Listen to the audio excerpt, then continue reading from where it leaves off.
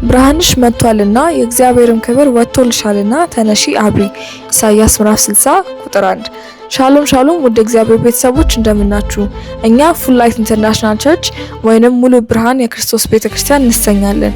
ዓላማችን መልካሙን ለማድረግ የሚቀናውን ገንዘቡ የሆነውን ትውልድ ለእግዚአብሔር ማስነሳት ሲሆን አገልግሎታችንን ከዚህ በኋላ በዚሁ ገጽ የምናስተላልፍ መሆኑን ስንገልጽ በደስታ ነው። ፕሮግራሞቻችን ማክሰኞ ከ12 ሰዓት እስከ 2 ሰዓት የፈውስና የነጻ መውጣት ፕሮግራም፣ ሐሙስ ከ12 ሰዓት እስከ 2 ሰዓት፣ ቅዳሜ ከ4 ሰዓት እስከ 8 ሰዓት የፈውስና የነጻ መውጣት ፕሮግራም እንዲሁም እሁድ ከ4 ሰዓት እስከ 7 ሰዓት የአምልኮ ጊዜ ይኖረናል።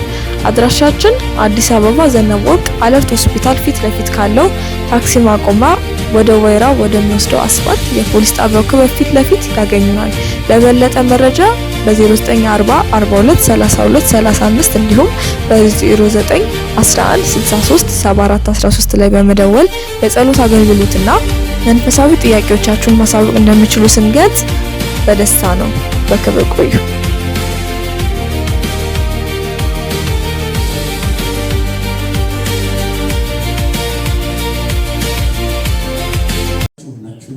በጌታ ኢየሱስ ክርስቶስ ሰላም እንላችኋለን። እንኳን ደህና መጣችሁ። የእሁድ ማለዳ ፕሮግራማችን ከ4 ሰዓት ጀምሮ እስከ 7 ሰዓት የሚቀጥለው ፕሮግራማችን ነው። የእግዚአብሔር መንፈስ በኃይል በመካከላችን እየተንቀሳቀሰ ነው። ሁላችሁንም እንኳን ደህና መጣችሁ ማለት እፈልጋለሁ። ለመጀመሪያ ጊዜ ምናልባት ማክሰኞ ፕሮግራማችን ሐሙስ ላይ ተገኝታችሁ በእሁዱ አገልግሎታችን ለመጀመሪያ ጊዜ የመጣችሁ ሰዎች እናንተ እንኳን ደህና መጣችሁ ማለት እንፈልጋለን። እስቲ አጨብጭባችሁ እንኳን ደህና መጣችሁ። እግዚአብሔር እጅግ አድርገን እናመሰግናለን። እንግዲህ የዕለቱን መልእክት አቀርባለሁ። ዛሬ የምንካፈለው የምንመለከተው ምንድነው? መልካሙ የእምነት ገድል ተጋደል። ቁጥር 3 መልካሙ የእምነት ገድል ምን በል ተጋደል። ጌታ ይመስገን በሚል እንካፈላለን። ቁጥር 3 እንመለከታለን። እንግዲህ አንድ ወሳኝ ነገር ላነሳላችሁ እፈልጋለሁ። ምንድነው ላነሳላችሁ የምፈልገው ነገር? እግዚአብሔር በተለያዩ ስሞች በመጽሐፍ ቅዱሳችን ውስጥ ተጠርቷል። ከተጠራባቸው ስሞች መካከል አንዱና በጣም በተደጋጋሚ የምታገኙት ስሙ በጣም ስሞች ቢኖሩትም አንዱና በጣም በተደጋጋሚ የምታገኙት ስሙ ምንድነው? የሰራዊት ጌታ እግዚአብሔር። እግዚአብሔር ጌታ ነው። የምን ጌታ ነው ሲባል የሰራዊት ጌታ ነው። እግዚአብሔር ምንድን ነው ያለው? እግዚአብሔር ያለው ሰራዊት ነው። እግዚአብሔር ምን አለው? ሰራዊት ነው። ሰራዊት ነው። እግዚአብሔር ይመስገን። እነግራችኋለሁ የእግዚአብሔር እኛ ደግሞ የእግዚአብሔር ምኖች ነን፣ ሰራዊቶች ነን። ክርስቶስ ኢየሱስን የሕይወታችሁ ጌታና አዳኝ አድርጋችሁ ልክ ስትቀበሉ የዚህ የእግዚአብሔር ሰራዊት አባሎች ሆናችኋል። የእግዚአብሔር ሰራዊት ምን ሆናችኋል? አባል ሆናችኋል። ጌታ ይመስገን። እታችሁ እንደሆነ በምድር ያሉ ሰራዊቶች የሚለብሱት ልብስ አለ። አሁን የኢትዮጵያ የኢሂድሪ ሰራዊት የመከላከያ ሰራዊት የራሱ ዩኒፎርም አለ። መከላከያ ሰራዊት እንደፈለገ አይለብስ። ሽንጉርጉር ዝም ብሎ ሲለብሳት ሲለብሳት የሚለብሱት አንድ አይነት ልብስ ነው። ልክ እንደዚሁ እናንተ ክርስቶስ ኢየሱስን የሕይወታችሁ ጌታና አዳኝ አድርጋችሁ በተቀበላችሁበት በዛች ቀን የሰራዊት ጌታ እግዚአብሔር ልብስ አልብሷችኋል። ዩኒፎርም ለብሳችኋል። የለበሳችሁትን የዩኒፎርም ስም ማወቅ ትፈልጋላችሁ? የለበሳችሁት ክርስቶስ ነው። አሜን። ሁላችንም የለበስነው ቂቅ ብለናል። የለበስነው ልብስ ማን ይባላል? ክርስቶስን ለብሰናል። ጌታ ይመስገን። ኤፌሶን ምዕራፍ 4 ቁጥር 23 እና 24 ላይ ሐዋርያው ጳውሎስ ምን አለ? ለእውነት በሚሆን ጽድቅና ቅድስና እንደ እግዚአብሔር ምሳሌ የተፈጠረው አዲሱን ሰው ልበሱ ይላል። ጌታ ይመስገን። ቆላስይስ ላይ ደግሞ ምን ይላል? አዲሱ ሰው እንደሚያታልል ምኞት የሚጠፋውን አሮጌውን ሰው አስወግዱ፣ ለእውነት በሚሆን ጽድቅና ቅድስና እንደ እግዚአብሔር ምሳሌ የተፈጠሩ አዲሱን ሰው ምን በሉ ልበሱ። ኤፌሶን ላይ ነው የሚለው። ቆላስይስ ላይ ግን ጥሩ አስቀምጦታል። ቶሎ ብሎና ቆላስይስ ላይ እናውጣና እቺን አንብበን ጌታ የተመሰገነ የእግዚአብሔር መንፈስ በመካከላችን ነው። ቆላስይስ ምዕራፍ 3 ቁጥር 5 ጀምሮ ይላልናችሁ። እንግዲህ በምድር ያሉት ብልቶቻችሁ ጉደሉ፣ እነዚህም ዝሙትና ርኩሰት፣ ፍትወትም፣ ክፉ ምኞትም፣ ጣዖትን ማምለክ የሆነ መጎብኘት ነው። በእነዚህም ጠቅ የእግዚአብሔር ቁጣ በማይታዘዙ ሰዎች ላይ ይመጣል። እናንተ ደግሞ ትኖሩባቸው በነበራችሁ ጊዜ በፊት በእነዚህ ተመላለሳችሁ። አሁን ግን እናንተ ደግሞ ቁጣና ንዴት፣ ክፋትን ከአፋችሁ ስደት የሚያሳፍር ንግግር እነዚህን አስወግዱ። እርስ በርሳችሁ ውሸት አትነጋገሩ፣ አሮጌውን ሰው ከስራው ጋር ገፋችሁታልና ከዛስ የፈጠረውን ምሳሌ ሊመስል እውቀትን ለማግኘት የሚታደሰውን አዲሱን ሰው ለብሳችሁታል። እነግራችኋለሁ፣ እናንተ ለብሳችሁታል። ምንድን ነው የለበስኩት አላችሁ? አዲሱን ሰው ለብሳችሁታል። ዩኒፎርማችን ክርስቶስ ነው እያልኩ ያለሁት አንድ ነገር ነው። እናንተ ወታደር ናችሁ። ጳውሎስ ለጢሞቴዎስ እንደተናገረው እንደ ኢየሱስ ክርስቶስ በጎ ወታደር ሆነ። ወታደር ናችሁ። ጌታ ይመስገን። ሰራዊት ናችሁ። የእግዚአብሔር ሰራዊት ነው። አሁን አንዳንድ ሰራዊቶቻቸውን ቁጥር የተዋጊዎቻቸውን ቁጥር ይህን ያክል ተዋጊዎች አሉ፣ ይህን ያክል ሰራዊቶች አሉ ይላሉ። እንደዚህ የመከላከያ ሰራዊት ምን ያክል ሰራዊት ምን ያክል ተዋጊ አለ ብትሉት ያውቀዋል ቁጥሩ። እግዚአብሔር ይመስገን። እግዚአብሔር ደግሞ የእግዚአብሔር ሰራዊቶች እኛ ነው።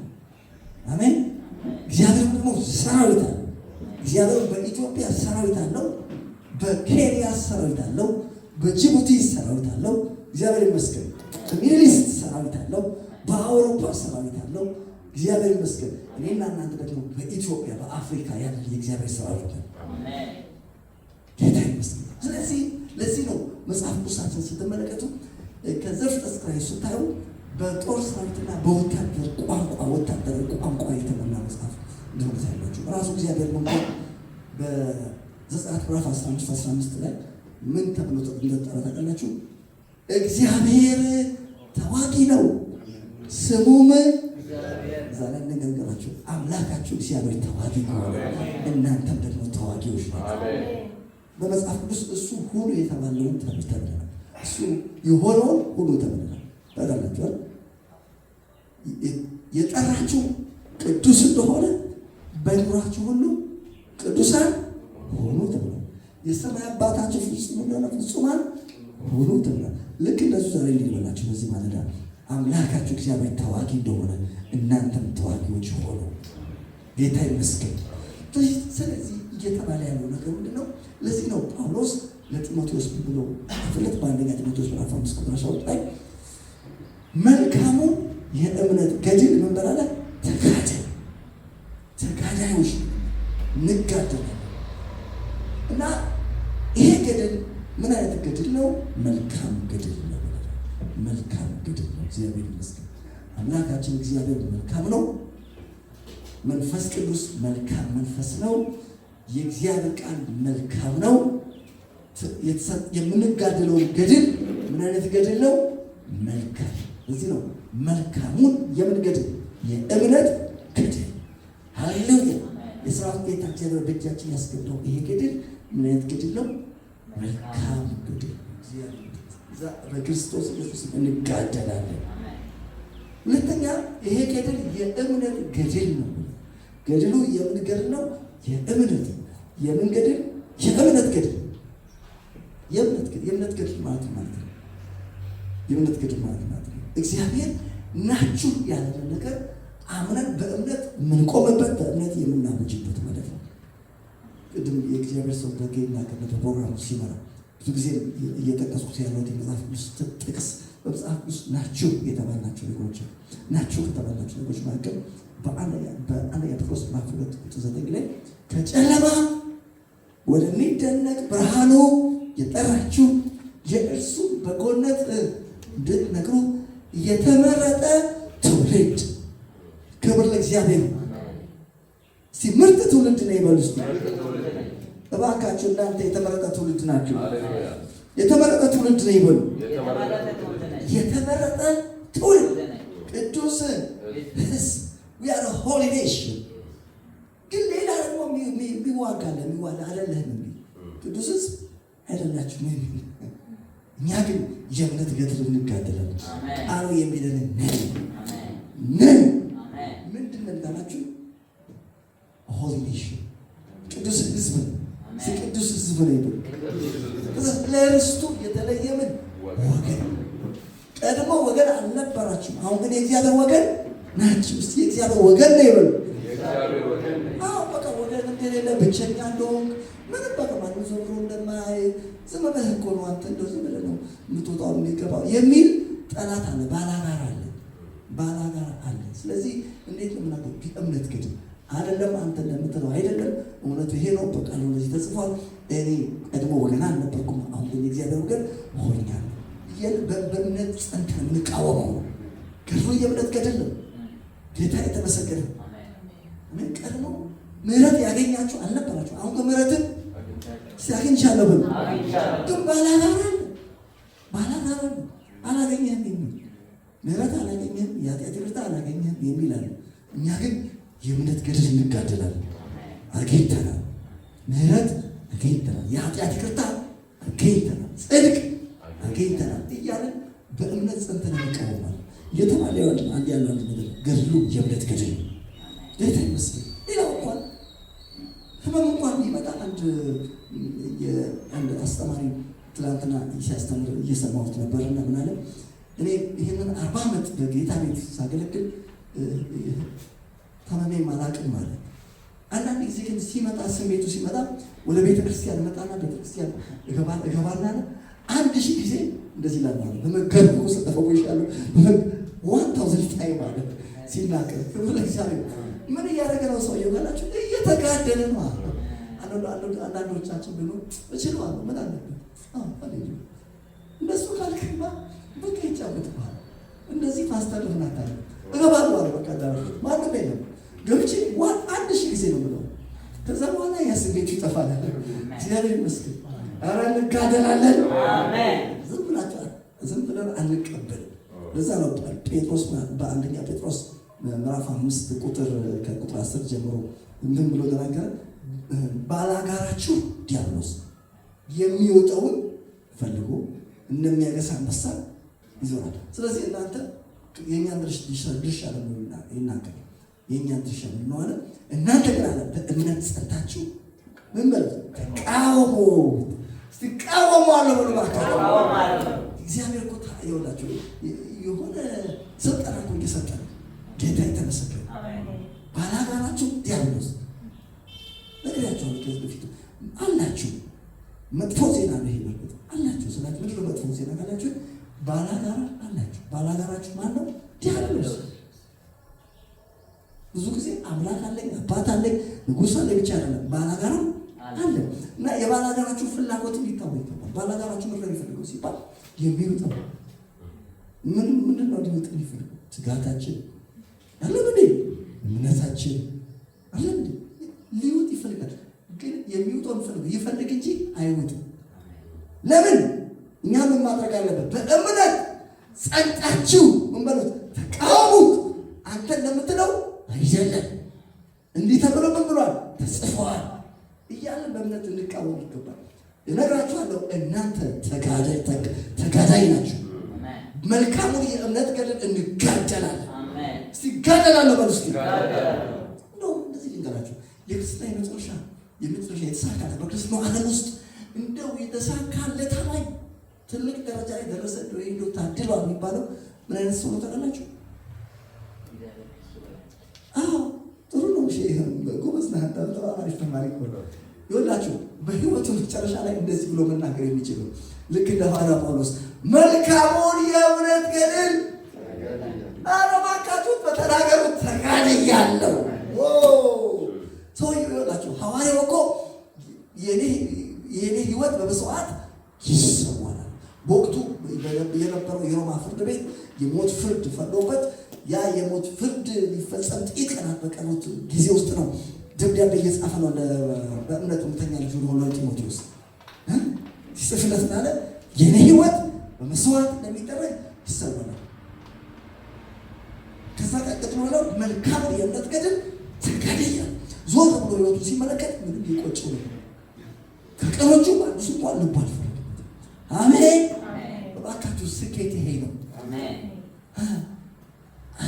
አማርኛው ሃይማኖትን ይላል፣ እንግሊዝኛው ግን እምነቴን ምን ብያለሁ? ጠብቄያለሁ። ስለዚህ አለ የጽድቅ አክሊል ተዘጋጅቶልኛል። ይሄ ነው የክርስትና የመጨረሻ ስኬት፣ የክርስትና ጣራ ይሄ ነው።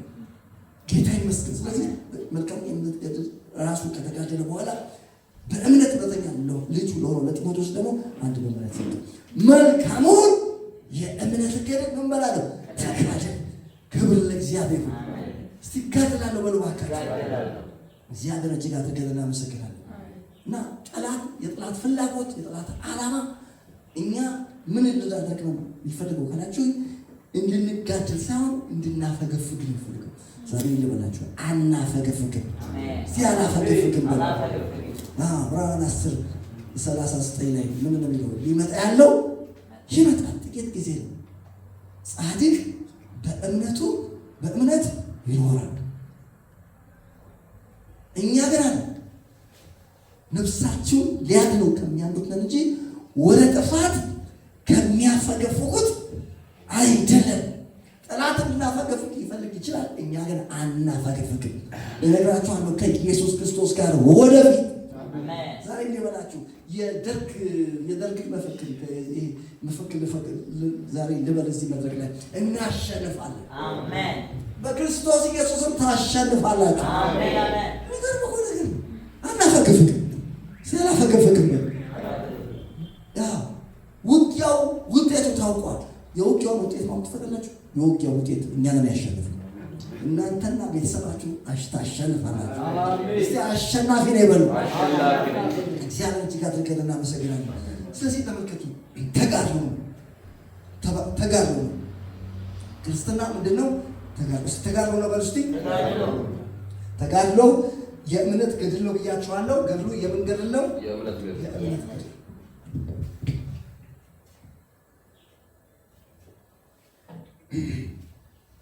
መልካሙን የእምነት ገድል ሶስት ነገር ነገራቸው። አንደኛ ገድሉ መልካም ነው። ሁለተኛ የእምነት ነው ገድሉ። ሶስተኛ ገድል የሚለውን ደግሞ ተነጋግረናል። ሲገድል ተጋድሎ ላይ ነው በሉ እስቲ ባካችሁ ያለነው ተጋድሎ ላይ ነው። በሌላ ቋንቋ ተጋድሎ ላይ ብቻ ሳይሆን ያለነው ውጊያ ላይ ነው። እስቲ ውጊያ ላይ ነው። ውጊያ ላይ ያለ ሰው ንቁ ነው። ውጊያ ላይ ያለ ሰው አይፈዝም። ውጊያ ላይ ያለ ሰው ዝም ብሎ አይተክዝም። ዝም ብሎ የጠላትን ሀሳብ አያስተናግድም። ለማሸነፍ ስትራቴጂ ያወጣል። ታስታውሱ በሁለተኛ ቆሮንቶስ ምዕራፍ 10 ቁጥር 3 እና 4 ላይ ምንድን ያለው? ምንም እንኳን እንደ ሰው ልማድ ብንመላለስ እንደ ሰው ልማድ አንዋጋም። ጌታ ይመስገን። አዎ ስንመላለስ እንደ ሰው ልማድ ነው የምንመላለሰው። ስንበላ እንደ ሰው ልማድ ነው የምንበላው። ስንጠጣ እንደ ሰው ልማድ ነው የምንጠጣው። ስንለብስ እንደ ሰው ልማድ ነው የምንለብሰው። ጌታ ይመስገን። ስንዋጋ ግን እንደ ሰው ልማድ አንዋጋም። ለምን ሲባል የጦር ዕቃችን ስጋዊ አይደለም። እስቲ እየተዋጋሁ ነው በሉ እስቲ እየተዋጋሁ። ምንም እንኳን እንደ ሰው ልማድ ብንመላለስ እንደ ሰው ልማድ አንዋጋም። የጦር ዕቃችን ስጋዊ አይደለም። ምሽግን ሁሉ ለመስበር ግን በእግዚአብሔር ፊት ብርቱ ነው። የሰውን ሀሳብ በእግዚአብሔር እውቀት ላይ የሚነሳው ከፍ ያለውን ነገር ሁሉ ምን እናደርጋለን? እናፈርሳለን። እስቲ አፈርሳለሁ ብሎ አፈርሳለሁ። አያችሁ ይሄን እኮ ነገር ነው ይላችሁ። እራሱ ማፍረስ የሚለው እኮ ወታደራዊ ቋንቋ ነው። እናፈርሳለን፣ እንነቅላለን፣ እናጠፋለን፣ እንገለብጣለን። የጠላትን ፕላን እናቅድ። አሜን። የጠላትን ስራ እስቲ አፈርሳለሁ ብሎ ለክርስቶስ ለመታዘዝ አምሮ ሁሉ እንማረካለን። ስለዚህ ተመልከቱ፣ ያለነው ተጋድሎ ላይ ነው። አናፈገፍግም፣ ወደፊት እንቀጥላለን። የጠላት ዓላማው ሌላው ባለፈው ያየነው ነገር ምንድን ነው? የማርከስ ፕላን ነው ያለው ብያቸው። ጠላት ዋናው ፕሮግራም በውጊያው ላይ የጠላት የፍላጎት ዓላማው ቤተክርስቲያን አሁን ምንድን ነው ማድረግ የሚፈልገው? የመጨረሻው ጥጉ ባለፈው ሳምንት እንደተነጋገርነው የመጨረሻ ጥጉ ምንድን ነው ብለናል? ቤተክርስቲያን ምን ማድረግ ነው? ማርከስ። እነግራችኋለሁ ቤተክርስቲያን አትረክስም። አሜን። አትረክስም በሉ። ሁለተኛ ቆሮንቶስ ምዕራፍ 7 ቁጥር 1-2 ላይ በእግዚአብሔር ፍርሃት ቅድስና ፍጹም እያደረግን ስጋና መንፈስን ከሚያረክስ ነገር ራሳችን ምንም በል እናንጻ። እስቲ ራሴን አነጻለሁ በሉ።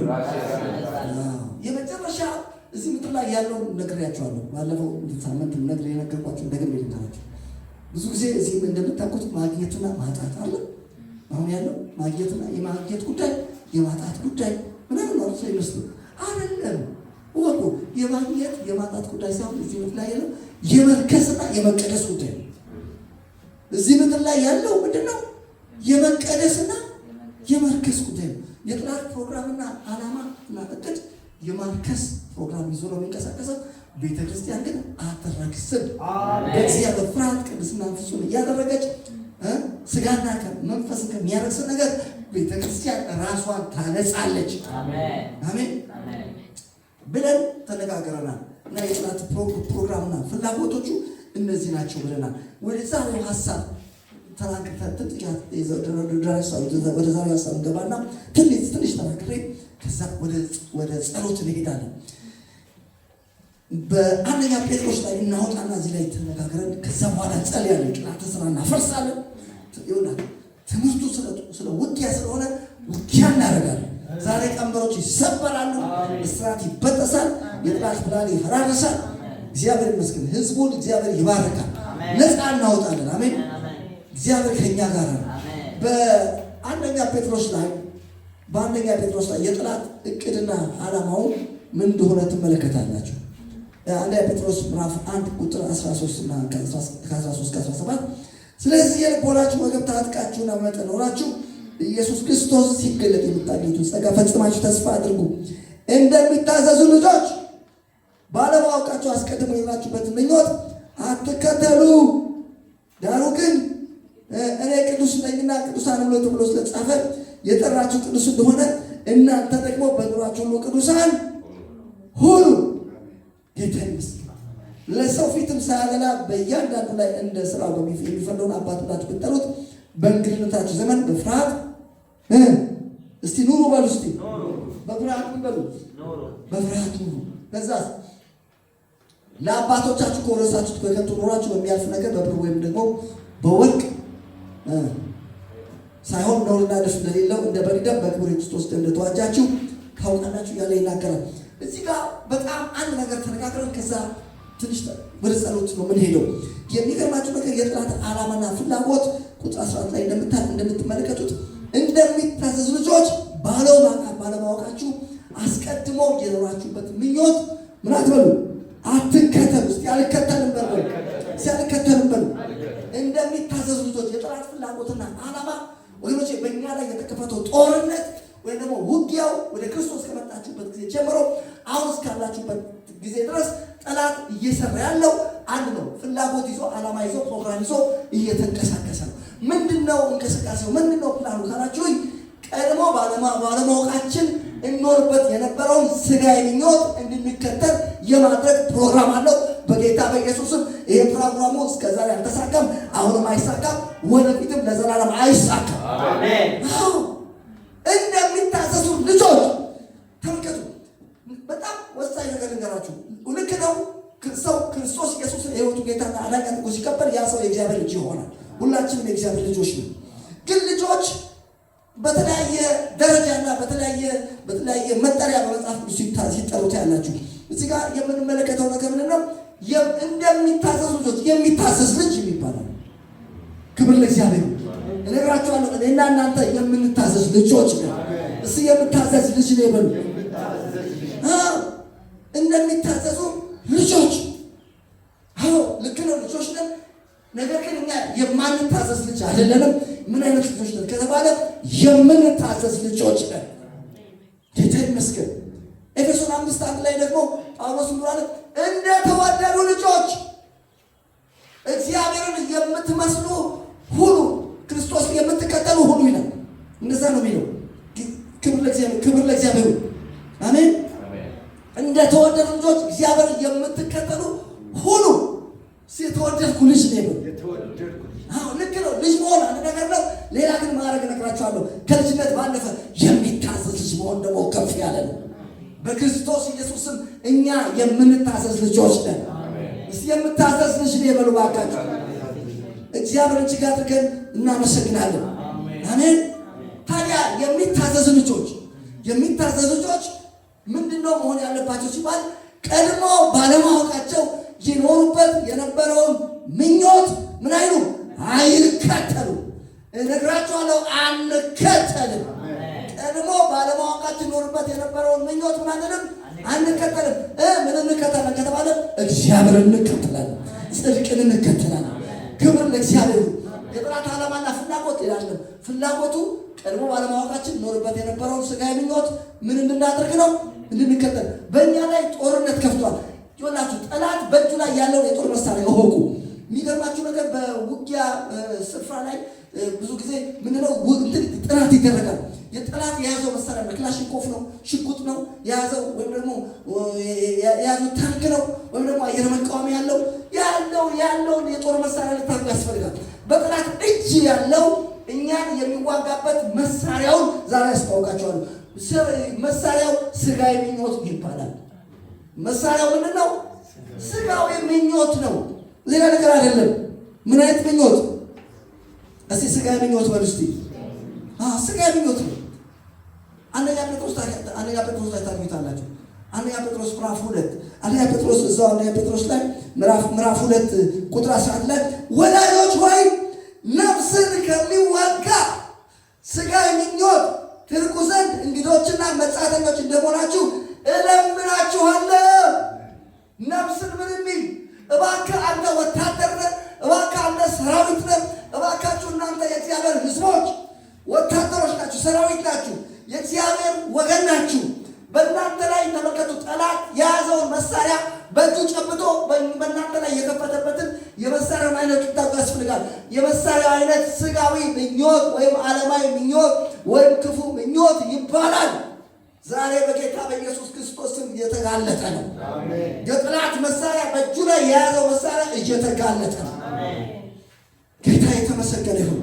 ስለዚህ የመሳሪያው ስም ስጋዊ ምኞት እንደሆነ ተነጋግረናል እና ልብ ልትሉ የሚያስፈልገው እውነት ይሄ ነው። ታዲያ ለምንድን ነው በፊት ቀድሞ ስንኖር በስጋችን ምኞት ስጋ ምኞት ነበር የምንከተለው የስጋችን ምኞት ነበር። ታስታውሳለህ? የስጋችን ምኞት ነበር የምንከተለው። ለምንድን ነው የስጋችን ምኞት ስንከተል የነበረው? እኛ በፊት ኤፌሶ ምዕራፍ 2 ከ1 ጀምሮ እስከ 4 ላይ በአየር ላይ ስልጣን እንዳለው አለቃ የስጋችንና የልቦናችን ፈቃድ እያደረግን በስጋችን ምኞት እንኖር ነበር። በክርስቶስ ሳንሆን በፊት እንኖርበት የነበረው የምኞቱ ስም በስጋዊ ምኞት በስጋችን ምኞት ነበር ምንኖረው። በዛ ነው። ለምን ነበር በስጋችን ምኞት እንኖር የነበረው? በክርስቶስ ከመሆናችን ሳንድን በፊት ለክርስቶስ ሕይወታችን ሳንሰጥ በፊት ለምንድን ነው ስንኖር የነበረው ሲባል ምክንያቱም መስላችሁ ስላላወቅ ቀድሞ ባለማወቃችን ስላላወቅ ምን ስላላወቅ እነግራችኋለሁ። አሁን ግን አውቀናል። ስላላወቅ ማንን ስላላወቅ? እግዚአብሔርን ስላላወቅ። አሁን ግን የሆነ ዘመን መጥቷል፣ የሆነ ሲዝን መጥቷል፣ የሆነ ወራት መጥቷል። ወደ ሆነ ጊዜ ውስጥ ገብተናል። አሁን የገባንበት ጊዜ እግዚአብሔርን ማወቅና በእሱ መታወቅ ነው። አሁን እግዚአብሔርን አውቀናል፣ በእሱም ታውቀናል። እግዚአብሔር የተመሰገነ። እግዚአብሔርን አውቄያለሁ በሉ። አሁን ተመልከቱ፣ ያለማወቅ ጊዜ አልፏል። ክብር ለእግዚአብሔር ይሁን። ገላትያ ምዕራፍ 4 ከ8 እስከ 11 ስትመለከቱ እግዚአብሔርን ካወቃችሁ በኋላ በእርሱም ከታወቃችሁ በኋላ እንደገና ወደ ደካማ ወደ ዓለም መጀመሪያ ትምህርት ትመለሳላችሁ ይላል። እነግራችኋለሁ፣ አሁን እግዚአብሔርን አውቀናል፣ በእሱም ታውቀናል። ከዛ የተነሳ ተመልከቱ፣ ቀድሞ ባለማወቃችን ኖርበት የነበረው ምኞት አንከተልም። ለምን ካላችሁ እግዚአብሔርን ስላወቅን በእሱም ደግሞ ስለታወቅን። የሚገርማችሁ ነገር በኢሳይያስ ላይ የሚገርም አንድ ጥሩ ነገር አለ። እዛ ላይ አብርሃም ባያውቀን እስራኤል ባይገነዘብን አንተ ግን አባታችን ነህ፣ ስምህም ለዘላለም ታዳጊያችን ነው። አሁን ወንድሜ ወደ ሆነ ከፍታ ውስጥ ገብተሃል። የሬት ወደ ሆነ ክብር ውስጥ ገብተሻል። የገባሁበት የክብሩ ስም ምንድን ነው ካላችሁ የገባችሁበት የክብሩ ስም እግዚአብሔር ማወቅና በሱ መታወቅ። ጌታ ይመስገን። ለምንድን ነው ቀድሞ ለምንድን ነው በስጋችን ምኞት ኖር የነበረው? ለምንድን ነው ስጋዊ ምኞታችን ስንከተል ዓለማዊ ምኞታችን ክፉ ምኞት የተከተል በዛ ስንኖር የነበረው ሲባል ስላላወቅን። አሁን ግን አውቀናል። ማንን አውቀናል? እግዚአብሔርን አውቀናል። እግዚአብሔርን አውቅ ያለብን ክፉና መልካም አይደለም ያወቅነው። ዘፍጥረት ምዕራፍ 2 ቁጥር 16 ላይ እግዚአብሔርን ሰውን እንዲህ ብሎ አዘዘው፣ በገነት ካለው ዛፍ ሁሉ ትበላለህ፣ ክፉና መልካም ከሚያስታውቀው ዛፍ ግን አትብላ፣ ከዛ በበላህ ጊዜ ሞትን። አሁን አዳም ያወቀውን መሰላችሁ? አዳም ከዛፍ ከበላ በኋላ ያወቀው ክፉና መልካም፣ ይሄ ክፉ ነው ይሄ መልካም ነው የሚለው አወቀ። ከዛ የተነሳ ክፉ ሲያ ከክፉ ምን ማድረግ ጀመር? መሸሽ። መልካምን ደግሞ ለመያዝ ሲሮጥ ታያላችሁ። አሁን እኛ ክፉና መልካምን አይደለም በክርስቶስ ያወቅነው እግዚአብሔር ራሱ። አሁን የምታውቀው ማንን ነው? እግዚአብሔር። ከክፉ የሚጠብቀንን እግዚአብሔር፣ ምኞታችንን ከበረከቱ የሚያጠግበንን እግዚአብሔር አውቀናል። እግዚአብሔር ይመስገን። እግዚአብሔርን አውቄያለሁ በሉ። ክብር ለእግዚአብሔር ይሁን። እግዚአብሔርን አውቄያለሁ በሉ። ከክፉ የሚጠብቀን አሜን። ከክፉ ምን ይላል? የሚጠብቀን እግዚአብሔር። ከክፉ የሚጠብቀን እግዚአብሔር አሜን። እኛ ራሳችን የምንጠብቃለን ከክፉ፣ እሱ ነው የሚጠብቀን። ጌታ የተመሰገነ። ለዛ ነው እረፉ እኔም አምላክ እንደሆንኩ ወቁ። እነግራችኋለሁ እግዚአብሔር አምላክ ከክፉ መጠበቅ የሚችል ምኞታችንን ከበረከቱ ማጥገብ የሚችል እግዚአብሔር አምላክ ነው። ዛሬ ተመልከቱ፣ እኛ የረፍታችን ምክንያት ሌላ ነገር አለ። እግዚአብሔርን ማወቅ ምን እንደሚያደርግ ምኞታችን ከበረከቱ ምን እንደሚል በምድር ላይ ፍርድን፣ ጽድቅን፣ ምሕረትን የሚያደርግ እግዚአብሔር እንደሆነ ነው የምናውቀው። ጌታ ይመስገን። አሜን።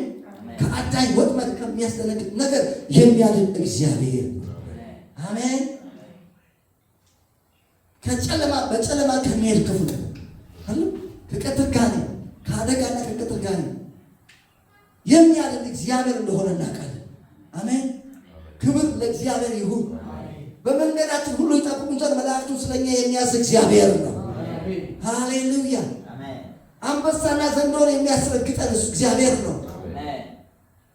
ስለዚህ ተመልከቱ፣ አሁን እግዚአብሔርን አውቀናል። አሁን እኛ አለኝታችን፣ አሁን ትምክህታችን ማን ነው? እግዚአብሔር። እግዚአብሔር ቀድሞ ያን ምኞት የተከተልነው በዛ መቅበዝበዝ ውስጥ የተሯሯጥንበት ምክንያት እግዚአብሔርን ስላላወቅን፣ በሱም ደግሞ ስላልታወቅን ነው። አሁን ግን ደግሞ እነግራችኋለሁ፣ እግዚአብሔርን አውቃችኋል፣ በሱ ምን ብላችኋል? ታውቃችኋል። እግዚአብሔር ይመስገን። እስቲ እግዚአብሔርን አውቄያለሁ በሉ። እግዚአብሔር አምላክ ገንዘብ አምላክ አይደለም። ጌታ በፊት ገንዘብ ካለ በሰማይ መንገድ አለ የሚል ተረት ሁሉ ነበር የሚመራ። እነግራችኋለሁ፣ ገንዘብ ካለ በሰማይ መንገድ የለም። በሰማይ መንገድ ያለው ኢየሱስ ካለ፣ እግዚአብሔር ካለ። ክብር ለእግዚአብሔር። አሁን የሰው ህይወቱ በገንዘብ ብዛት አይደለም። ጌታ ይመስገን። ኢሳይያስ 31 ከ1-3 ግብፃውያን ሰዎች እንጂ አምላክ አይደሉም፣ ፈረሶቻቸው ስጋ ናቸው እንጂ መንፈስ አይደሉም፣ እግዚአብሔር ግን አምላክ ነው። እስቲ እግዚአብሔርን አውቄያለሁ ብሎ ተመልከቱ። እግዚአብሔርን እያወቀ ሰው ቀድሞ ባለማወቅ ይኖርበት የነበረው ምኞቱን አይልም አይከተልም። እስቲ እግዚአብሔርን አውቄያለሁ ብሎ ምኞታችንን ከበረከቱ የሚያጠግብ እግዚአብሔር ነው። አሜን። ከክፉ የሚጠብቀን እግዚአብሔር ነው። ለዛ ነው መዝሙር 125 ላይ ምን ይላል? እግዚአብሔር አለ ከዛሬ ጀምሮ እስከ ዘላለም መግባትና መውጣትን ይጠብቃል። አሜን። መግባትና በሰላም ወጥተን በሰላም የምንገባው በእግዚአብሔር። ስለዚህ ተመልከቱ፣ ባለማወቃችን ስላላወቀን ነው ስንከተለው የነበረው። ሌላው ምንድነው? ምን ስላላወቀን ነው ሲባል እውነተኛ የሆነውን አምላክ ስላላወቀን። አንደኛ ዮሐንስ ምዕራፍ 5 ከ18 እስከ 25 ላይ ምን ይላል? ከእግዚአብሔር የተወለደ ራሱ ሊጠብቅ ክፉም እንዳይነካል እናውቃለን። ከዛስ እውነተኛ የሆነውን እናውቅ ዘንድ ልቦናን እንደሰጠን እናውቃለን። እውነተኛ በሆነው በእርሱ አለ። እርሱም ልጁ ኢየሱስ ክርስቶስ ነው። እርሱ እውነተኛ አምላክና የዘላለም ሕይወት ነው። ስለዚህ ያለ ልጆች ከጣዖታት ራሳቸውን ጠብቁ። እዛ ቦታ ላይ ምን ይላል? የሚገርማችሁ ነገር እውነተኛ የሆነውን እናውቅ ዘንድ እውነተኛ የሆነውን አምላክ እናውቅ ዘንድ እግዚአብሔር ልቦና ሰጥቶናል። ስለዚህ ቀድሞ ባለማወቃችን እንኖርበት የነበረው ምኞት አንከተልም። ሲያልከተልም በሉ ጠላት ምን ይፈልጋል ካላችሁ ቀድሞ ባለማወቃችን እንኖርበት የነበረውን ምኞት ምን እንድንል ነው የሚፈልገው? እንድንከተል ግን አንከተል። ማንከተል ምክንያት አሁን አውቀናል። አራውቅ ያለው ብሎ ባካችሁ ምንን ያወቃችሁት? እውነተኛ የሆነውን እናውቅ ዘንድ ልቦናን እንደሰጠን እናውቃለን። እግዚአብሔር ይመስገን ልቦና ሰጥቶናል። እውነተኛ በሆነው በእርሱ አለ። አሁን ያለነው እውነተኛ በሆነው በእርሱ ማን ነው? ይሄ እውነተኛ ሲባል እርሱ ልጁ ኢየሱስ ክርስቶስ፣ እሱም እውነተኛ አምላክና የዘላለም ሕይወት ጌታ የተመሰገነ ይሁን። እግዚአብሔር እጅግ አድርገን እናመሰግናለን። እውነተኛ የሆነውን ተመልከቱ። አገር እናውቅ ዘንድ እግዚአብሔር ልቦና ሰጥቶናል። እውነተኛው የሆነው አገር የት ነው? በሰማይ። ጌታ የተመሰገነ ነው። እዚህ ምድር ላይ ያሉ አገሮች በሙሉ እውነተኛ አገሮች አይደሉም። ምንድናቸው ካላችሁ ምሳሌ ናቸው፣ ጥላ ናቸው፣ ኃላፊ ናቸው፣ ሐሰት ናቸው። እውነተኛ ሀገር ግን በሰማይ አለ። ኧረ ሀገር በሰማይ አለ። ሀገር አገኛለሁ ብለን ይኸውላችሁ ስናጭበረብርና ስናምታታ ንግድ። አሜን። እውነተኛው ሀገር የትኛው ነው? በሰማይ ያለው ነው። ጌታ ይመስገን።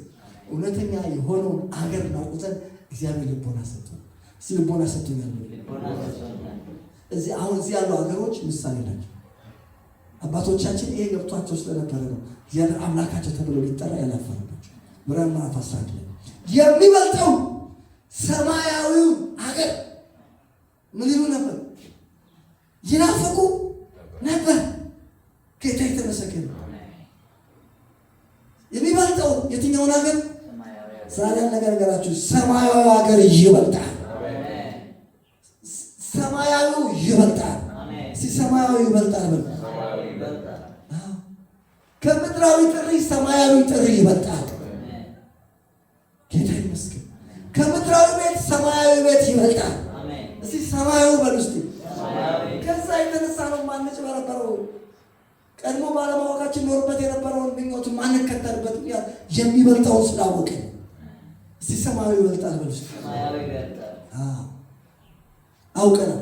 ቀድሞ ባለማወቃችሁ ትኖሩበት የነበረው ምኞት ምን አትበሉ? እስቲ አልከተልም በሉ። ማንከተልበት ምክንያት ደግሜ እነግራችኋለሁ፣ ስላወቅን። አውቃችኋል። እውነተኛ የሆነውን አውቃችኋል።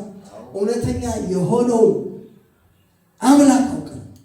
እውነተኛ የሆነው አምላክ ደግሞ ኢየሱስ ክርስቶስ። ስለዚህ ቀድሞ ባለማወቃችን ኖርበት የነበረው ምኞት ምን አንልም? አንከተልም። ሲያልከተልም በሉ አንከተልም። ጌታ የተመሰገነ ነው። ተመልከቱ።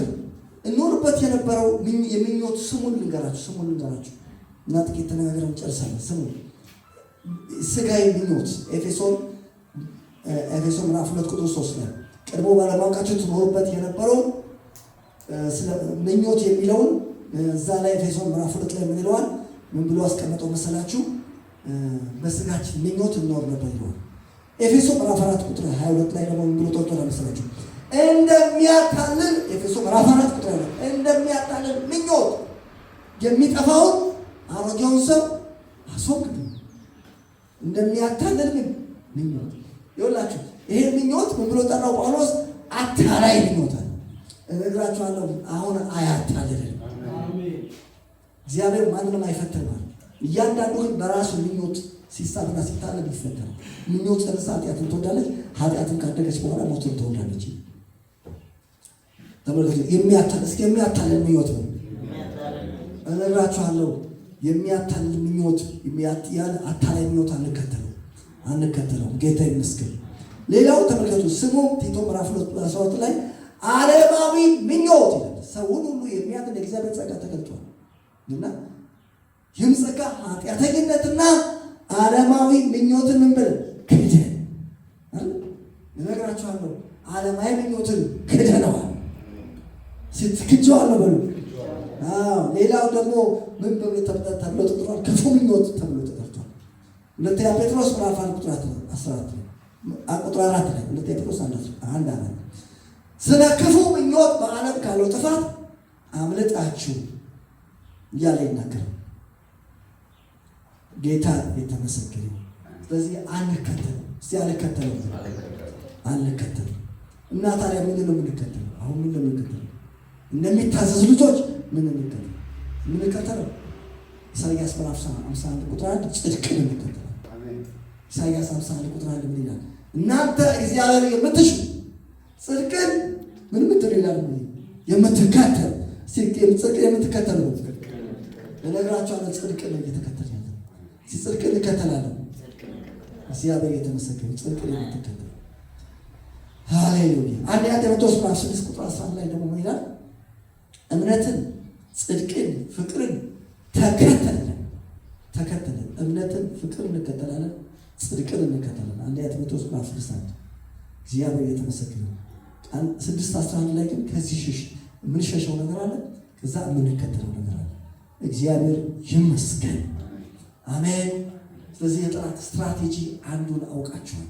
ዛሬ የጠላትን የሚያጋልጥ የእግዚአብሔር ቃል መጥቷል። በጠላት እጅ ላይ ያለው መሳሪያ ተደርሶበታል። የመሳሪያው ስም ምን ይባላል? የሚነግረኝ ያለ ከጉባኤ ስጋዊ ምኞት ተጋልጧል። እስቲ ተጋልጧል በሉ እስቲ። እባካችሁ ታድላችኋል። ይህንን እየሰማችሁ ያላችሁት ነገር ብፁዓን ናችሁ። ለምን መሰላችሁ? ይሄ የእግዚአብሔር ቃል በዚህ በቃሉ አይን ፊት ሁሉ ነገር ራቆቱ ስለሆነ ጠላት ላይ ያታለላችሁ፣ ላይ ያጭበረበራችሁ፣ ላይ ያስለቀሳችሁ፣ ላይ ያስተግሳችሁ በቃሉ አይን እግዚአብሔር በጠላት እጅ ያለው መሳሪያ አጋልጦታል። አሜን። የሆነ ነገር አገኛለሁ ብለህ ያለውን ነገር ውስጥ አትግቡ። ጽድቅን ተከተሉ። ጽድቅን እከተላለሁ በሉ። የመጨረሻ ሲስተሙን ነግራችሁ ልጨርስ።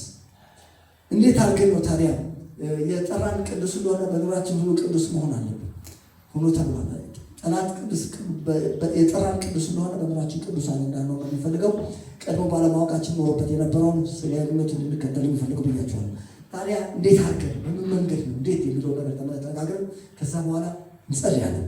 እንዴት ነው? የመጀመሪያው ነገር እዚሁ በአንደኛ ጴጥሮስ ምዕራፍ 1 ቁጥር 13 ላይ እንመለከታለን። ምዕራፍ 1 ቁጥር 13 ስለዚህ የልቦናችሁን ወገብ ታጥቃችሁ በመጠን ኖራችሁ ኢየሱስ ክርስቶስ ሲገለጥ የምታገኙት ጸጋ ፈጽማችሁ ተስፋ አድርጉ ይላል። የመጀመሪያው ነገር ወገኖቼ የልቦናን ወገብ መታጠቅ ነው። ቁጥር 13 ላይ ስለዚህ የልቦናችሁን ወገብ እንበላችሁ ታጥቃችሁ። ስለዚህ ምንድነው እንግሊዝኛው ፕሪፔር ፎር አክሽን ነው። መዘጋጀት እርምጃ ለመውሰድ ምን ማለት መዘጋጀት። ሲዘጋጃለሁ በሉ። እርምጃ ለመውሰድ በመዘጋጀት እግዚአብሔር ይመስገን። ስለዚህ ያለ የልቦናችሁ ወገብ ታጥቃችሁ ወገኖቼ ይላችሁ የጠራን ቅዱስ እንደሆነ በኑሯችን ቅዱስ ለመሆን የልቦና ወገብ መታጠቅ ይፈልጋል። ኮስተር ማለት ያስፈልጋል። ወደ በእጃችን የገባው ነገር የከበረ ነው። ከላይ ከፍላችሁ ትመለከቱ ለእናንተ ስለሚሰጠው ጸጋ ትንቢት የተናገሩት ነቢያት እናንተን እንጂ ራሳቸው እንዳላገለግሉ ተገለጠላችሁ። ከሰማይ የተላከ በመንፈስ ቅዱስ ወንጌል የሰበኩላችሁ ሰዎች ይህንንም ነገር መላእክቱ ሊመለከቱት ይመኛሉ። በጣም አስገራሚ አስደናቂ ነገር በእጃችሁ ገብቷል። ይሄ አስገራሚ ነገር በእጃችሁ ስለገባ መላእክቱ እንኳን ሊመለከቱት የሚመኙት በእጃችሁ ስለገባ ልታረጉ የሚገባው ነገር ነው አለ። የልቦናችሁ ወገብ ታጥቃችሁ ነው። you have to prepare for action። ተመልከቱ፣ የልቦናችሁ ወገብ ልታጠቅ ይገባል። የተዘጋጀ ሊሆን ያስፈልጋል ለመልካም ስራ። አሜን። ዝግጁዎች መሆን አለብን እግዚአብሔርን ለመከተል ጽድቅን ለመከተል። አሜን። የቆረጠ ማንነት ያስፈልጋል። ዛሬ በጌታ በኢየሱስ የላላ ነገር ይጠባብቅ። አሜን። የላላውን ነገር ዛሬ እናጠባብቃለን። የልቦናችሁ ወገብ እንበላችሁ ታጥቃችሁ የሆነ ነገር ውስጥ ገብተናል። የከበረ ነገር ውስጥ ገብተናል። በእጃችን የገባው ነገር ክቡርና ውድ ስለሆነ ምን ያስፈልጋል ካላችሁ የልቦና ወገብ መታጠቅ ያስፈልገዋል። ሲታጠቃለው በል ውስጥ መታጠቅ እኮ ታውቃላችሁ። የሚታጠቅ ሰው እኮ የሚዘጋጅ ሰው እኮ ቀበቶ ይታጠቃል። ምን ይላል? ተዘጋጅቶ በቃ ለእርምጃ ይዘጋጃል። አሜን። ሲታጠቃለው በሉ ባካችሁ። በክርስቶስ ኢየሱስ ድንዛዜ ይመታ። አሜን።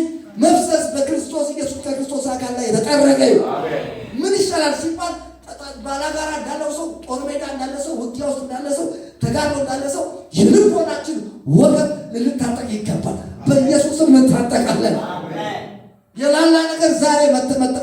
መጠንከር ይጀምር። አሜን። የልቦና ወገን መታጠቅ መዘጋጀት ነው ብያቸዋለሁ። የልቦና ወገን መታጠቅ ማቴዎስ ምዕራፍ 24 ቁጥር 4 ላይ ብለን የሰው ልጅ በማታስቡበት ሰዓት ይመጣልና ተዘጋጅታችሁ ኑ፣ ቀይሷንና እሳቷን አታውቁምና እንግዲህ ንቁ ይላል። መዘጋጀት የልቦና ወገን መታጠቅ ማለት መንቃት። አንተ የምትተኛ ንቃ፣ ከሙታንም ተነስ፣ ክርስቶስን ያበራላል። በኢየሱስም ቤተክርስቲያን ሆይ ዛሬ አውጃለሁ፣ ንቂ። ሲነቃለሁ በሉ ባካችሁ። ንቃት ያስፈልጋል። ምን ያስፈልጋል? መንቃት ያስፈልጋል። ጌታ ይመስገን። ክብር ለእግዚአብሔር። መዘጋጀት ያስፈልጋል። ሁለተኛው ተመልከቱ። ሁለተኛው ደግሞ ለመዘጋጀት እንዴት ነው መዘጋጀት የምንችለው የሚለውን ልንገራችሁ። ሁለተኛውን ከመንገድ በፊት ሁለተኛ ጢሞቴዎስ ላይ ቶሎ እናወጣለን። እስቲ ይዘጋጃለሁ ብሉ። ሁለተኛ ጢሞቴዎስ ምዕራፍ 3 ቁጥር ምዕራፍ 3 ስንት መሰላችሁ? ምዕራፍ 3 ተመልከቱት። ስለ መጨረሻው ዘመን ይናገራል። ከቁጥር 1 ጀምሮ በመጨረሻው ዘመን የሚያስጨንቅ ዘመን ይመጣል ይላል።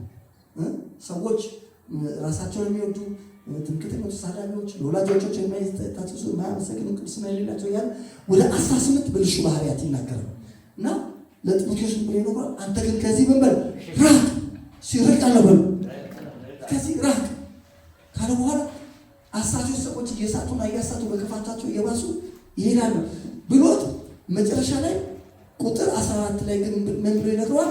አንተ ግን ሁለተኛ ጢሞቴዎስ ምዕራፍ 3 ቁጥር 14 አንተ ግን በተማርከውና በተረዳው ነገር ጸንተህ ነው። ጸንቼ እኖራለሁ። ከማን እንደተማርከው ታውቃለህ። ኢየሱስ ክርስቶስ በማመን መዳን የሚገኝበት ጥበብ ሊሰጡ የሚችሉትን ቅዱሳት መጽሐፍት አውቃለሁ። እስቲ አውቄያለሁ በል። አንተ ግን በተማርከውና በተረዳው ነገር ጸንተህ ነው ካለ በኋላ የእግዚአብሔር ሰው ይላል። እስቲ እግዚአብሔር ሰው ነው ይበሉ። ክርስቶስ ኢየሱስን የሕይወታችሁ ጌታና አዳኝ አድርጋችሁ ሳትቀበሉ በፊት እናንተ የዚህ ዓለም ሰው ነበራችሁ። ለክርስቶስ ሕይወታችሁን ስትሰጡ የእግዚአብሔር ሰው ሆናችሁ ከዚህ ዓለም ሰውነት ወደ እግዚአብሔር ሰውነት እንኳን ተራመጣችሁ። እናንተ የእግዚአብሔር ሰዎች ናችሁ። እስቲ እግዚአብሔር ሰው ነው ይበሉ። ሰው ናችሁ ግን የእግዚአብሔር ሰው። አሜን። በደንብ ላብራራላችሁ ሲጋ ጊዜ ካለ እግዚአብሔር ሰው ማለት ትርጉም ወደ ይግባችሁ። ተመልከቱ። ጌታ ኢየሱስ ሆናል ወደ ሰማይ ወፎች ተመልከቱ። ወፎች ናቸው ግን የሰማይ ኑሯቸው የሚመቻቸው የት ላይ ነው? ሰማይ ነው። በዘፍጥረት ምዕራፍ 1 ደግሞ የባህር አሶች ማለት ነው። አሳ ነው ግን የምንድን ነው? የባህር። ስለዚህ ምቾቱ የሚመቸው የህይወት ስታይሉ ምን ውስጥ ነው? ባህር ውስጥ ነው። አንተ ደግሞ ሰው ነህ። የሚመችህ እግዚአብሔር ውስጥ ነው። የእግዚአብሔር ሰው ነው። እግዚአብሔር ውስጥ ምን ታደርገው? የዚህ ዓለም ሰው ደግሞ የሚኖረው ምን ውስጥ ነው? የዚህ ዓለም ውስጥ። የዱር እንስሳት በራስ ናቸው። እንስሳ ነው ግን የምንድን ነው? የዱር። ክብሩ የት ውስጥ ነው? ዱር ውስጥ አይደል እንዴ? አንድ ሚዳቋ ክብሯ ዱር ውስጥ ነው። ዱር ውስጥ በጣም ዘንጣ ነው፣ ችግር የለባትም። ግን አንድ ሚዳቋ እዚህ ብትመጣ ምንድን ነው የምትሆነው? ያዛት ለምን? የዱር ናት። ተመልከቱ። እኛም ደግሞ የእግዚአብሔር ሰው ነው። ክብርና ፕሮቶኮል እግዚአብሔር ውስጥ ነው። ጌታ ይመስገን። አሜን። ስለዚህ ተመልከቱ፣ የእግዚአብሔር ሰው ይላል ፍጹምና ለበጎ ስራ የተዘጋጀ ይሆን። ስንቶቻችሁ ፍጹምና ለበጎ ስራ የተዘጋጃችሁ መሆን ትፈልጋላችሁ? ልንገራችሁ፣ እግዚአብሔር ይባርካችሁ። በእግዚአብሔር ቤት ውስጥ የመጨረሻ ትልቁ ደረጃ የእግዚአብሔር ሰው የመጨረሻ ትልቅ ደረጃ ላይ ደረሰ የሚባለው ወደ አንድ ደረጃ ሲደርስ ነው። ያ ምን መሰላችሁ? ፍጹምና ለበጎ ስራ የተዘጋጀ ሲሆን መቀየር። ይሄ ሌላ ነገር ነው። የእግዚአብሔር ሰው ፍጹምና ለበጎ ስራ የተዘጋጀ ይሆን ዘንድ የእግዚአብሔር መንፈስ ያለበት መጽሐፍ ሁሉ ለትምህርት፣ ለተግሳጽ፣ ልብን ለማቅናት፣ በጽድቅ ላለው ምክር ሁሉ ምን ያደርጋል? ይጠቅማል። ሲጠቅማል በሉ። ስለዚህ ተመልከቱ፣ ቀድሞ ባለማወቃችን ኖርበት የነበረው ምኞት እንዳንከተል የልቦናችን ወገብ ለመታጠቅና የነቃና የተዘጋጀ እንሆን ምን ያስፈልገናል ካላችሁኝ፣ ቃሉ ያስፈልጋል። የእግዚአብሔር ቃል የልቦናችን ወገብ የታጠቅን እንድንሆን ተዘጋጅተን እንድንኖር ያደርገናል። አሜን። ሁለተኛውን ምክንያት ልንገራችሁ። 2-3 ነገር ተናግሬ ነው የምጨርሰው። ሁለተኛው ምን መሰላችሁ? ሁለተኛው በመጠን መኖር። እዛው አንደኛ ጴጥሮስ ላይ እንመለሳለን። በመጠን እኖራለሁ በሉ። እነግራችኋለሁ። ቀድሞ ባለማወቃችን ኖርበት የነበረው ምኞት አንከተለው። እስቲ አንከተልም በሉ። አንከተልም በሉ ባካቸው። እና ዓለም እንዴት አድርጌ ነው እሱን ማንከተለው?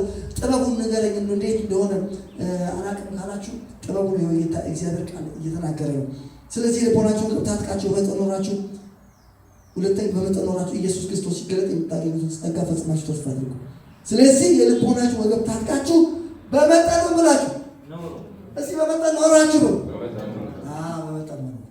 ጌታ ይመስገን። በልክ ነው። አሜን። ደሞዛችሁ 20 ሺህ ብር የሆነ ሰዎች በ15 ሺህ ብር ቤት አትከራዩ። ለምን ትጨነቃላችሁ? ገንዘብ ያንሳችሁ አይደል? በመጠን ነው። ለምን መሳችሁ? በመጠን ካልኖራችሁ ምንድነው የሚሆነው?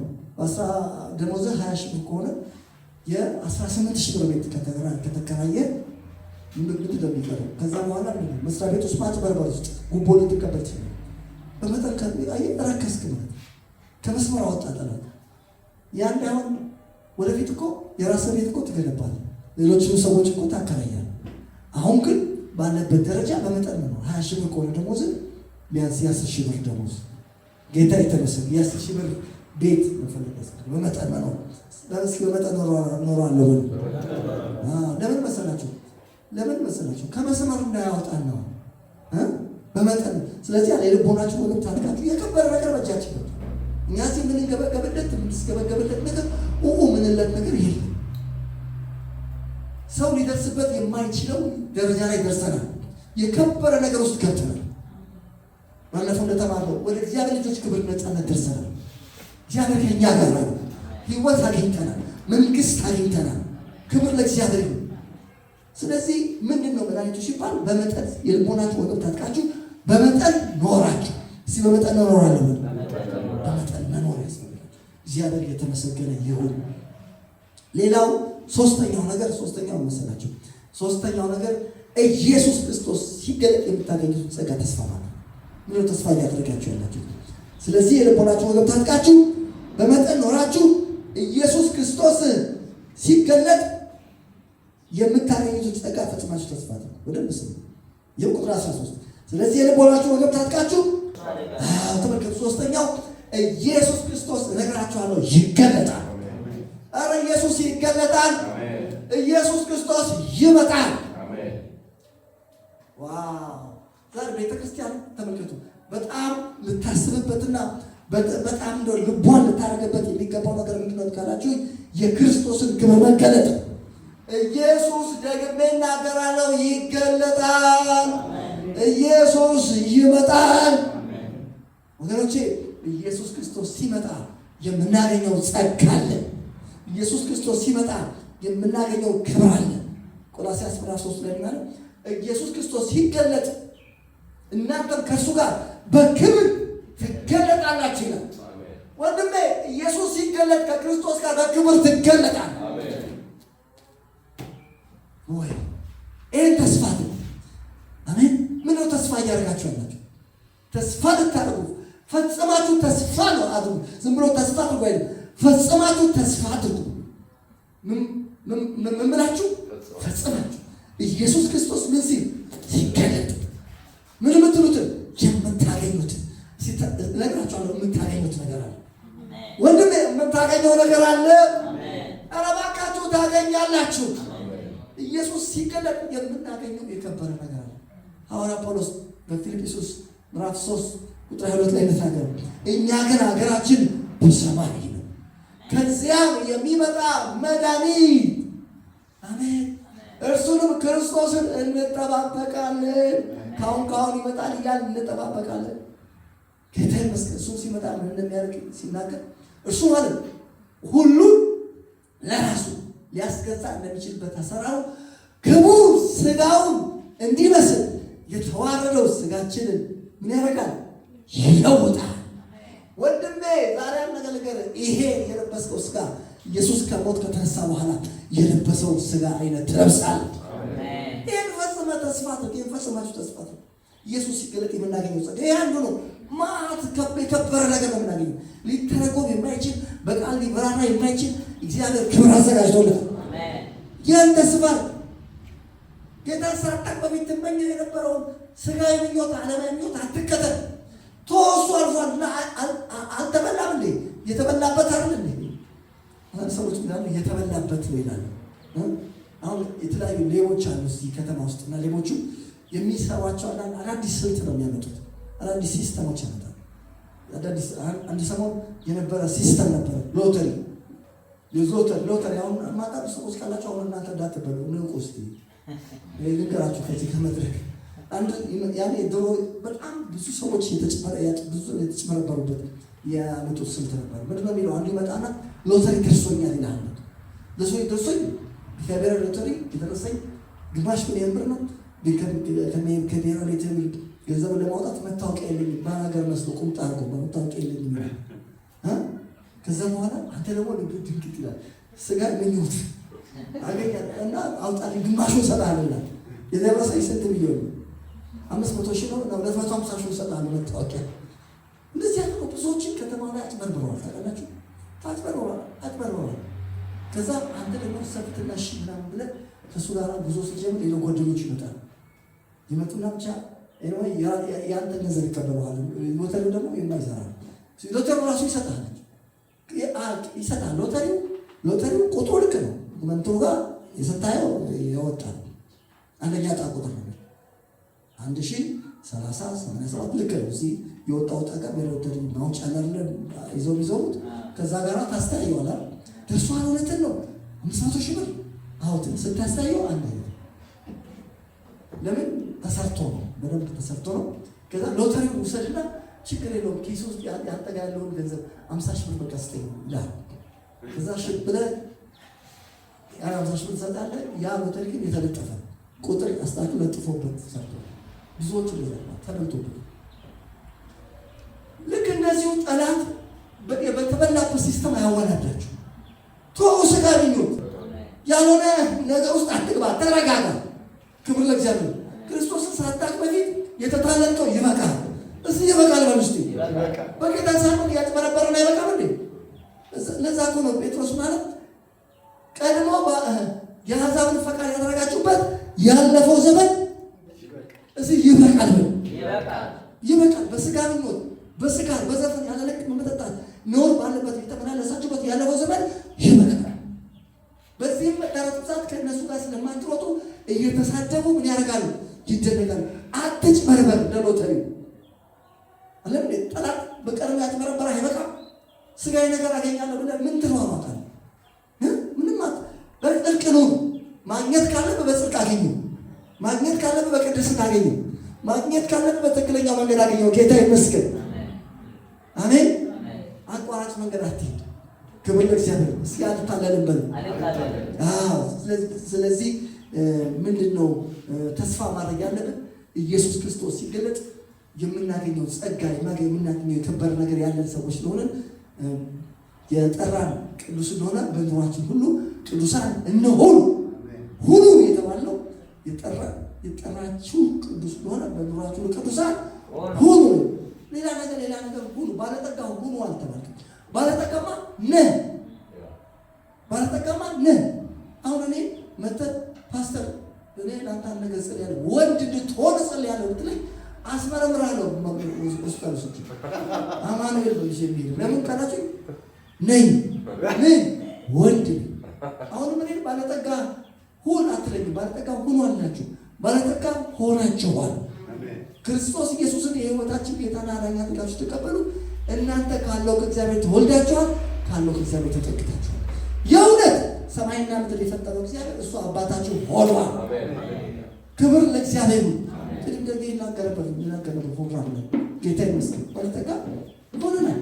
ለዛው በብርና በወርቅ ብቻ ሳይሆን ወገኖቼ፣ ሰው ግዙፍ ፍጥረት፣ ሰው ትልቅ ፍጥረት ስለሆነ በብርና በወርቅ ብቻ በከብት አበልጥጋችሁት በሌላ ነገር ካልበለጥ ችግር ውስጥ ነው የሚገባው። ሰው ባለጠጋ መሆን ያለበት በብዙ አይነት ነገሮች መበልጠግ አለበት። በብዙ አይነት በዘፍጥረት ላይ ስታዩ ብዙ አይነት የብልጽግና አይነቶች አሉ። በእምነት ባለጠጎች ስለ እምነት ባለጠግነት ይናገራል። በማስተዋል የሚገኝ የመረዳት ባለጠግነት እግዚአብሔር ሚስጥር ክርስቶስ ስለማወቅ ይናገራል። ጌታ የተመሰገነ። ትሕትናና እግዚአብሔር መፍራት ባለጠግነት ክብር ሕይወት ነው ይላል። በእነዚህ ሁሉ ባለጠግነቶች ሁሉ እግዚአብሔር ባለጠጋ ይሆናል። ክርስቶስን ስንቀበል በእውቀት በቃልም በነገር ሁሉ በእርሱ ባለጠጎች ተጠጋችኋል ይላል። አንደኛ ቆሮንቶስ ምዕራፍ 1 ቁጥር ከ4 ጀምሮ ስትመለከቱ ምንድን ነው እየተባለ ያለው ነገር? እየተባለ ያለው ነገር ወገኖቼ በስጋችን ምኞት አንኖርም። ጥሩ ኑሮ እኖራለሁ ምናምን። አሁን ከምንኖረው ኑሮ በላይ ምርጥ ነው። አንተ እኮ አስገራሚ ኑሮ ነው እየኖርክ ነው። እንዴት እየኖርክ ነው? በነፃነት እየኖርክ ነው። የነፃነት አየር እየተነፈስክ ነው። አንተ እኮ የኃጢአት ባሪያ አይደለም። ሃሌሉያ! የሰይጣን ባሪያ አይደለም። ጌታ ይመስገን። እንደኛ አይነት ኑሮ የሚኖር ማን አለ? በሉን መጠጋከሩ እየኖርክ ያለው አሜን። በቃል እኮ ነው እየኖርክ ያለው። እኔ አባቴን ትእዛዝ ከጠበቅኩ በፍቅሬ እኖራለሁ። በፍቅሩ እኮ ነው እየኖርክ ያለው። ክብር ለኢየሱስ ይሁን። አሜን። ለምን ነው የምትታለለው? ለምን የምትጭበረበረው? ጥሩ ኑሮ ፍለጋ፣ የተሻለ ኑሮ ፍለጋ ለምን ግራ ወደ ቀኝ ትሯሯጣለህ? ለምን አትረጋጋም? ጌታ የተመሰገነ ይሁን። እነግራችኋለሁ ኢየሱስ ክርስቶስ ሲገለጥ የምናገኘው ጸጋ አለ። ፈጽመን ተስፋ የምናደርገው እሱን ነው። አሁን ግን እነግራችኋለሁ ሁሉ አለኝ አለባችሁ ይበዛልኛል። ስራን ይለበላችሁ ሁሉ አላችሁ ይበዛላችኋል። ስለዚህ ምን እናድርግ? የሰማይ አባታችን የጠራን ቅዱስ እንደሆነ በኑሯችን ሁሉ ቅዱስ እንሆን። ቆመን እንጸልያለን። እግዚአብሔር ይመስገን።